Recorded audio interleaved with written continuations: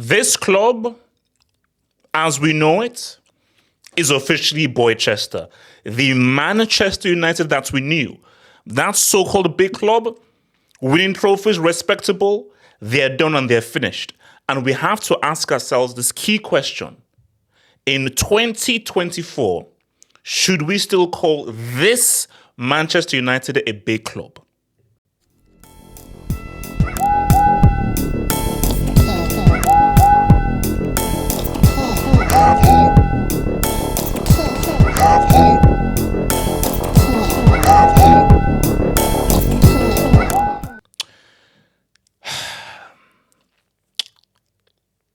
This is ground zero.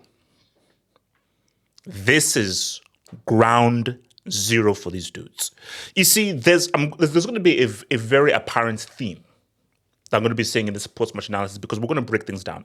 Because a question I'm going to keep on asking is, are Man United a big club? Are Man United a big club? And we have to define what does it mean when you say a big club? Because I think this definition is a bit loose. And I think that we have to pretty much pin down how we define a big club. Those Krusty the Clowns I just saw today against Spurs, I cannot call that a big club. I can't. It's impossible. It goes against everything in my football itinerary of what I believe a big club is, which is you are relevant on the pitch, you are actively winning trophies, you are actively challenging for trophies, and you are part of the elites. That's my definition of a big club. It ain't these freaking dudes. So let's just get Angie and Tottenham out of the way. They embarrassed Man United. Here's the key thing. Before we even get to the sending off, Tottenham were the better team. 11v11. Fair is fair. 11v11. United had no midfield. United were restricted just to random counterattacks. And it's a guy that we're going to talk about. A guy who feeds kids, which is good. He feeds kids, but we're going to talk about feeding the kids. Tottenham, a team that we clown an insult. These guys, they dictated the game.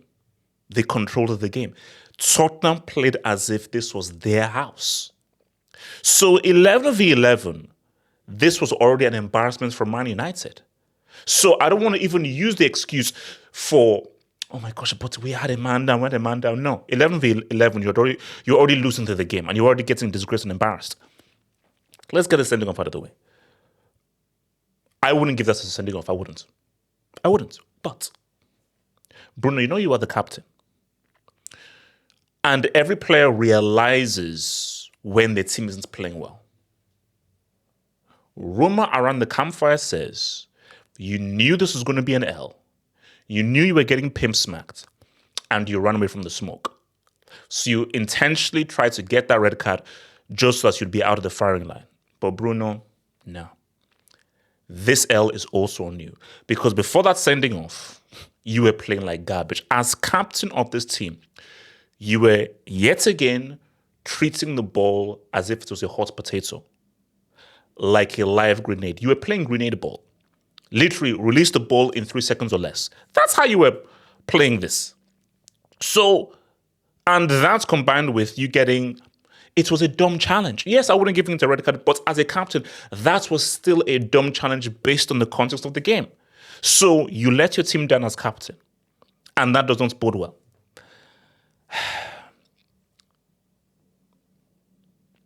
I'm going to leave Ten Hag till last. Let me start with this dude.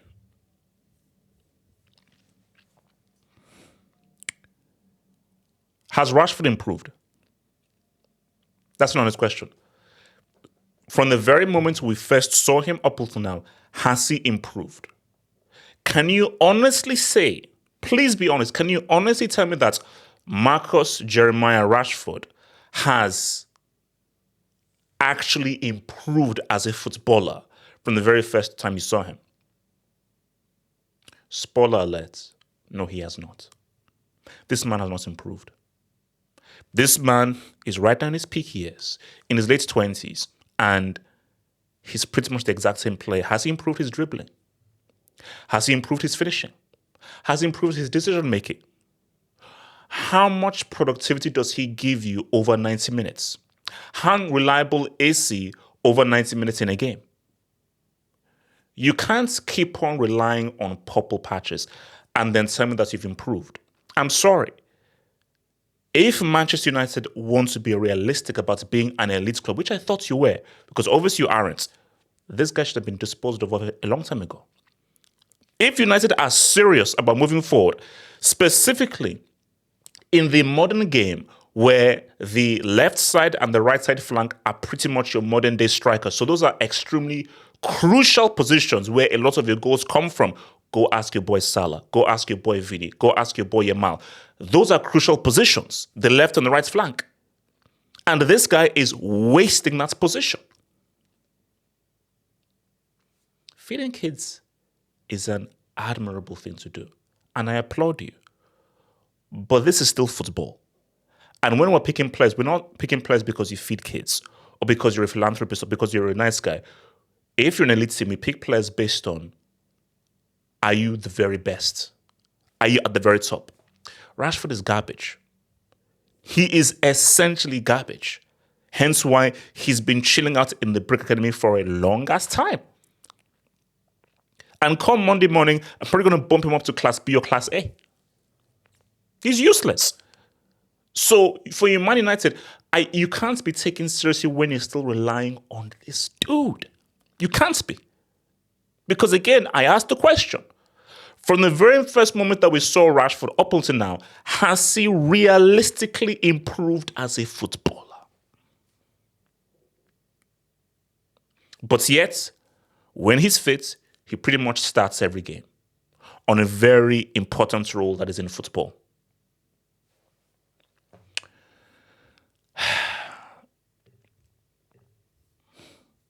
He's done. He's done. It's not a matter of if, but when. Ten Hag is gone. He's finished. And for Ten Hag, you only have yourself to blame. You see, I'm confused about Ten Hag. Because when Ten Hag was brought in, I assumed that, you're going to bring in a philosophy, a style of play. And this was the perfect game to illustrate that. For better or for worse, Andrew said that we live and die by our philosophy. We have a particular way of playing, and every player we bring in, every player that comes into this team, you have to buy into my philosophy. You look at Man United, there is no philosophy. There is no identity. It's merely just vibes. It's merely just vibes. Now, here's the thing. We can juxtapose. Fergie didn't have a philosophy. There was the Cantona era that had it its own way. There was the York and Cole era that had its own way. Then there was the Rooney, Tevez, and Cristiano era that had its own way. Then there was the Van Persie era. So when you look at the Cantona era, York and Cole, Cristiano, Rooney, Tevez, Van Persie, Fergie changed his style. And that was what made Fergie so good and why he's such an amazing manager. He adapted to the different times of football and to the different players that were being brought in. So despite him not having a particular philosophy all the way through, there was still an identity. There was still an identity of positive, move forward, and be proactive in how you play this game. And also a lot of focus on the counter-attack. So every time a player got into United, and United through the era, they bought into a particular Fergie identity. He tweaked the strategy, he tweaked the tactics, he tweaked the formation, but the mentality still remained the same. So when you are playing United, you know that, okay, I am playing a team that has a particular identity that has been permeated from Ferguson. So this is a football adage. It's a footballing truth that remains true all the way. Once you lose the dressing room, it's over. It's over. Ten Hag has lost the dressing room. Once you lose the players, you can't regain them back. You lose their trust, you lose their belief, it's all gone. And you can see they've lost the players. And the issue with this whole Ten Hag era is there's never been a consistent, strong identity to this team. The players you've brought in have they been successful? The players who you've now stood behind who are already there, like Rashford, what are they giving you in return? So when you look at all of this, you can throw in a Carabao, you can throw in an FA Cup. Surely United are better than that. Surely they're better than that. Surely United are better than a Carabao and a Football Association trophy. Because I thought the Man United that I knew are competing and winning league titles and are competing for the Champions League. That's the United I knew. So for Ten Hag, you were brought in to bring in a philosophy, a way of playing, a strong identity, which is so key in football now. Look at Emery with Villa, Pep with City, Arteta with Arsenal. Look at what Kompany is now doing with the Bayern Munich. If you look at what Hansi Flick with the Barca, if you look at many of the teams right now, philosophy, that is the name of the game. Because if it's about win now, you see, on both fronts, Ten Hag has failed. If it's about win now, you fail there because a Carabao and a Football Association ain't good enough. If it's about a philosophy, you have no philosophy. There is no way of playing. Because see, if you had a philosophy, then fans could be like, okay, we are building towards something. We're building towards something. Let's wait for this transfer window. We're building towards something. Okay, we need this player, this piece. But without a philosophy and without the big trophies to go with it, you have no leg to stand on. So whether it's be a philosophy or no philosophy, but we are winning, on both fronts, you've taken an L. Both fronts, you've held an L. So I go back to this notion again. Manchester United is not a big club in 2024. They're not. If we're talking football, see, this is the home of football analysis. This is not the home of business analysis. If this is the home of business analysis, United are one of the biggest clubs in the world, 100%. But this being the home of football analysis, no. In terms of the elites, United are irrelevant. They're completely irrelevant. When we talk about Bayern, Barca, Real Madrid, Man City, Liverpool, throw Man City up in that piece. The big teams who are actively competing for the league title, who are actively in the UCL and are realistic contenders for the UCL. United are not in that combo. United, they're not in any convo of trying to win a UCL. And when last did we really believe United would win the league? So for several years right now, United have not been a Premier League winning discussion. And for several years, they've not even been close to being sniffing a UCL discussion. So no, they're not a big club in 2024. And let's stop this whole thing of them being popular and people talking about them or how many hits they have on how many expressions. Cool. The reason why they are popular and they're talked about is because of this man. It's been well over a decade. Well over a decade since last he was around. So this is way in the past. So United's relevance is because of one man.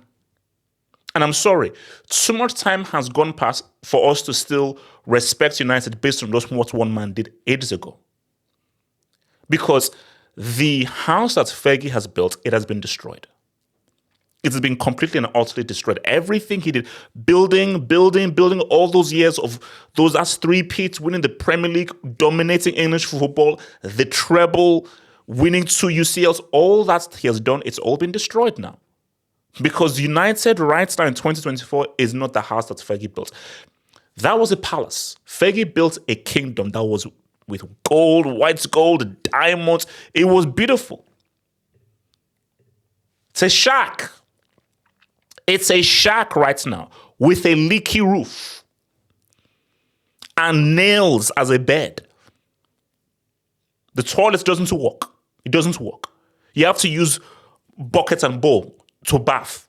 Bucket and bowl to bath. There's no shower. Okay? Or you have to go to the freaking well to take a freaking piss. It's a shack. United right now is a shack. And I don't know where, see, now where do United go from here? I don't know. Because Ten Hag is not ending the season. That's a fact. He's sacked. So the notion now is, do you go with Ruud? And Ruud now takes you now to the end of the season. Who's out there they can hire now? Because a lot of the really good managers and coaches, they're all spoken for. They're all spoken for. So